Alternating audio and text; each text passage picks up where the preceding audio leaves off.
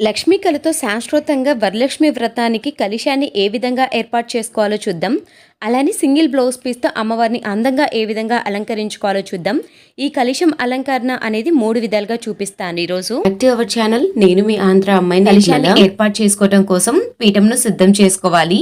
ఇక్కడ నేను 2 పీటలను చూపిస్తున్నాను. మీరు ఒక పీటను కూడా ఉపయోగించవచ్చు. నేను హైట్ కోసం మాత్రమే ఉపయోగించాను. చక్కగా పసుపులో నీటిని చేర్చి పీఠానికి మొత్తం పసుపుతోటి అలికి చక్కగా అష్టదళ పద్మం ముగ్గును ఏర్పాటు చేసుకునేసి సైడ్స్ కు కూడా చక్కగా బార్డర్స్ అనేది సిద్ధం చేసుకోవాలి. వరలక్ష్మి వ్రతం రోజున కలశం ఆనవాయితీ ఉన్న వాళ్ళైతే ఇలా ఏర్పాటు చేసుకోండి.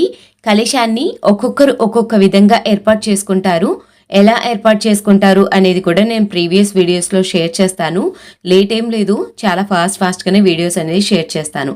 ఇలా చక్కగా పీఠాన్ని ముగ్గుతో అందంగా అలంకరించుకొనేసి పసుపు కుంకుమలను ఏర్పాటు చేసుకోవాలి. పీఠం మీద రాగి, ఇత్తడి, వెండి, బంగారు ఈ వర్ణాలలో ఉన్న ప్లేటును ఏర్పాటు చేసుకోవాలి. ప్లేట్లో చక్కగా గంధం కుంకుమ బొట్లను ఏర్పాటు చేసుకోవాలి. మిడిల్లో ఒక బొట్టును ఏర్పాటు చేసుకునేసి చుట్టూ కూడా 5 బొట్లను ఏర్పాటు చేసుకోవాలి. గంధం కుంకుమ బొట్లను ఏర్పాటు చేసుకునేసి ఈ ప్లేట్లో మనము 3 గుప్పెళ్ల బియ్యాన్ని ఏర్పాటు చేసుకోవాలి. ఈ 3 గుప్పెళ్ల బియ్యంలో ఎటువంటి పురుగులు లేకుండా చూసుకోండి.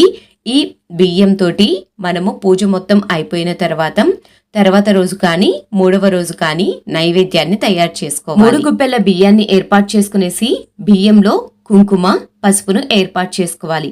ఇప్పుడు కలశాన్ని ఏ విధంగా తయారు చేసుకోవాలో చూద్దాం. కలశం చెంబును ఎప్పుడు తీసుకునేటప్పుడు రాగి, ఇత్తడి, వెండి, బంగారు ఈ వర్ణాలలో ఉన్నాయి మాత్రమే తీసుకోండి. అంతకు మించి జర్మన్ సిల్వర్ ఇలాంటివన్నీ అలంకరణ పర్పస్కు మాత్రమే ఉపయోగిస్తాం. పూజకు ఉపయోగించేవి అయితే కాదు.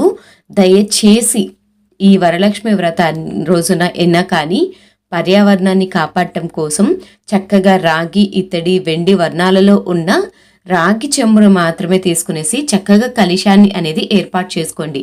కలశం చెంబుకు చక్కగా పసుపును పూసి గంధంని ఏర్పాటు చేసుకునేసి కుంకుమ బొట్లను ఏర్పాటు చేసుకోవాలి. అలానే కలశానికి తోరాన్ని సిద్ధం చేసుకోవాలి.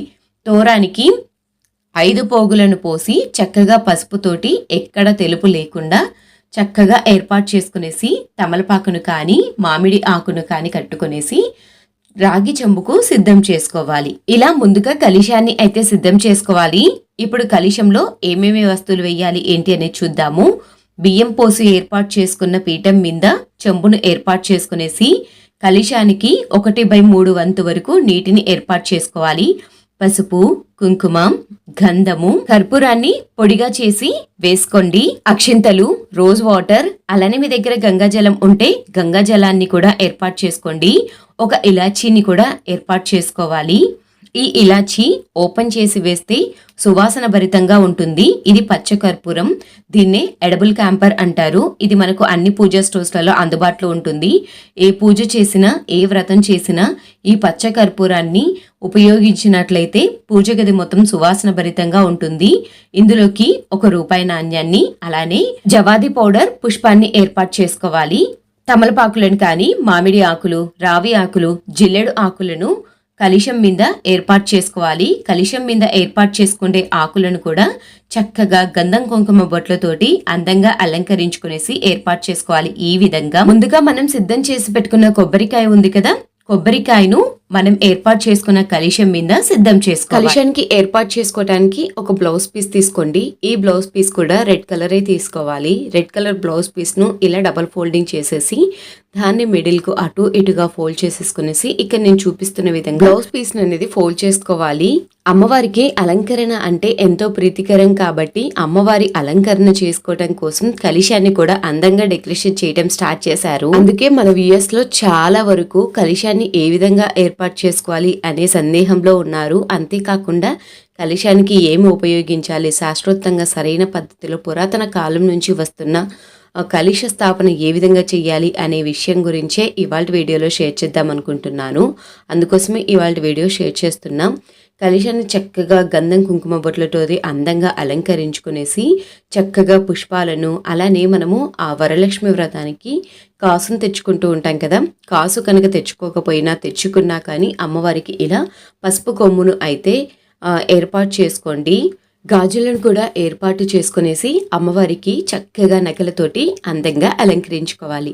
చాలా సులభం కదా. శాస్త్రోక్తంగా సరైన పద్ధతిలో పాతకాలం పద్ధతిని అనుసరిస్తూ కలశాన్ని ఈ విధంగా అయితే ఏర్పాటు చేసుకోండి. కలశం కింద పోసిన బియ్యాన్ని నైవేద్యం తయారు చేసుకోవాలి. కలశంలో ఉన్న నీటిని చక్కగా చెట్టు మొదట్లో అయితే పొయ్యాలి. కొబ్బరికాయని నాన్ వెజ్ ఏమీ తినని రోజు కానీ, లేకపోతే ఇందులో కొంచెం కొబ్బరి బెల్లము ఇలా వేసుకొని కానీ నైవేద్యం తయారు చేసుకొని కానీ తినవచ్చు. పసుపు కొమ్మును మరపట్టించి పసుపును అనేది ఉపయోగించుకోవచ్చు. అలానే గాజులను మనం ఉపయోగించవచ్చు. అమ్మవారికి పెట్టిన జాకెట్ ముక్కను బ్లౌజ్ కుట్టించుకోవచ్చు. కలశ స్థాపన చేసిన తర్వాత కలశాన్ని ఒక రోజు పాటు అలానే ఉంచేయాలి. తర్వాత రోజు తీసుకోవాలి అంటే ముందు రోజు సాయంత్రం రోజున దీపాన్ని వెలిగించి కలశాన్ని కదిపి రెండవ రోజు తీసుకోవచ్చు. మూడవ రోజున కలశాన్ని తీయాలి అనుకుంటే మూడవ రోజు దీపం వెలిగించి దీపం మొత్తం కొండెక్కిన తర్వాత కలశాన్ని అనేది తీసుకోవాలి. హంగు ఆర్భాటం లేకుండా వరలక్ష్మి వ్రతం రోజున ఈ విధంగా కలశాన్ని ఏర్పాటు చేసుకోండి. కలశాన్ని ఇంకో పద్ధతిలో ఏ విధంగా ఏర్పాటు చేసుకోవాలో చూద్దాం. అమ్మవారి ముఖవాన్ని కనుక మీ ఇంట్లో అందుబాటులో ఉంటే ఇలా చక్కగా అమ్మవారి ముఖవాన్ని ఏర్పాటు చేసుకునేసి చక్కగా పుష్పాలతోటి గాజులతోటి అమ్మవారికి నగలతోటి అందంగా అలంకరించుకోండి రెండో పద్ధతిలో. మూడో పద్ధతిలో అమ్మవారికి జాకెట్ ముక్కతోటి చక్కగా చీరను అలంకరించుకోవటం. కలశాన్ని 2 కలశాలు అయితే ఏర్పాటు చేయము. ఒకే కలశం పెద్ద చెంబును తీసుకునేసి మీరు చక్కగా బ్లౌజ్ పీస్ని తీసుకునేసి ఈ విధంగా ఫోల్డింగ్ అయితే చేసుకునేసి అమ్మవారికి కలశానికి బ్లౌజ్ని అయితే ఏర్పాటు చేసుకోవచ్చు. మన ఛానల్లో సింగిల్ బ్లౌజ్ పీస్ తోటి అమ్మవారిని అందంగా ఏ విధంగా అలంకరించుకోవచ్చు అనేది షార్ట్ వీడియోలో అప్లోడ్ చేశాను. ఒకసారి ఆ వీడియోస్ను చెక్ చేయండి. ఇలా మొత్తం ఫోల్డ్ చేసుకున్న తర్వాత మిడిల్లోకి ఒక పిన్ పెట్టుకోవాలి. కలశాన్ని ఈ విధంగా ఏర్పాటు చేసుకున్నాం కదా. ఇప్పుడు మిడిల్ పార్ట్ ఉంది కదా, మిడిల్ పార్ట్ను బ్యాక్ సైడ్కు ఇలా కలశానికి బ్యాక్ సైడ్కు నుంచి మనము ముందుకైతే తీయాలి. ఈ ముందల అన్నిటికీ కలిపి ఒక పిన్ అయినా పెట్టుకోవచ్చు. జస్ట్ లైక్ సింగిల్ పొరను తీసుకునేసి ఇలా పిన్ లాగా అయినా ఏర్పాటు చేసుకోవచ్చు. ఇలా పిన్ లాగా ఏర్పాటు చేసుకునేసి చక్కగా కలశానికి మనము చీరను ఏ విధంగా అయితే ఏర్పాటు చేసుకుంటామో కుచ్చిళ్ళ వైజ్గా అలా చక్కగా కలశానికి ఉన్న కుచ్చిళ్ళన్నిటిని ఏర్పాటు చేసుకోవచ్చు. ఇక్కడ బ్లౌజ్ పీస్ను నేను డబుల్ ఫోల్డ్ చేశాను. సింగిల్ ఫోల్డ్ చేసినట్లయితే మనకు పొడవుగా చాలా పెద్దగా వస్తుంది. మీరు పెద్ద పీటలు పెద్ద బిందెలు పెట్టుకున్నట్లయితే అలా కంప్లీట్ ఫోల్డింగ్ అనేది ఏమీ చేసుకోకుండా పెట్టుకోవచ్చు. అమ్మవారికి చక్కగా నగలతోటి పసుపు కొమ్ములతోటి అందంగా అలంకరించుకోవచ్చు. కాసును కనుక ఏర్పాటు చేసుకున్నట్లయితే పసుపు కొమ్ముకు బదులు కాసును అనేది ఏర్పాటు చేసుకోండి. చక్కగా అమ్మవారికి పుష్పాలను పాపిడి పిల్లను ఇవన్నిటిని ఏర్పాటు చేసుకోవచ్చు. కలశానికి నేను చక్కగా అందంగా డెకరేషన్ చేసుకోవటం కోసం కలశం స్టాండ్ను తీసుకునేసి ఈ విధంగా గాజులను పుష్పాలను అలానే మాలలను ఏర్పాటు చేసుకుంటున్నాను. అమ్మవారి కలశానికి నేను మీకు డెకరేషన్ పర్పస్గా చూపిస్తున్నాను కాబట్టి డెకరేటివ్ ఫ్లవర్స్ ప్లాస్టిక్ ఫ్లవర్స్ను చూపిస్తున్నాను. మీరు వరలక్ష్మి వ్రతానికి ఇలా డెకరేటివ్ ఫ్లవర్స్ను యూజ్ చేయకుండా చక్కగా మీకు అందుబాటులో ఉన్న పువ్వులతోటి అందంగా అలంకరించుకోండి. అమ్మవారికి అలాగే కమ్మలు పాపిడి పిల్లను వీటన్నిటిని ఏర్పాటు చేసుకోండి. అమ్మవారికి సపరేట్గా నగలు ఉంటే నగలను ఏర్పాటు చేసుకోండి. లేకపోతే మీరు ఉపయోగించే నగలు అయితే ఒకసారి పచ్చిపాలతోటి శుభ్రం చేసుకొని ఆ తర్వాత ఉపయోగించండి. ఇలా చక్కగా వరలక్ష్మి వ్రతానికి శాస్త్రోక్తంగా అమ్మవారి కలశాన్ని అందంగా డెకరేషన్ అయితే చేసుకోవచ్చు. సులభమైన పద్ధతిలో 3 విధాలుగా కలశాన్ని ఏ విధంగా ఏర్పాటు చేసుకోవాలో చూసారు కదా. మీకు అందుబాటులో ఉన్న వస్తువులతోటి చక్కగా అమ్మవారి కలశాన్ని అయితే ఏర్పాటు చేసుకోండి. అమ్మవారు వరలక్ష్మి వ్రతానికి చాలా చక్కగా కలగా కనిపిస్తారు.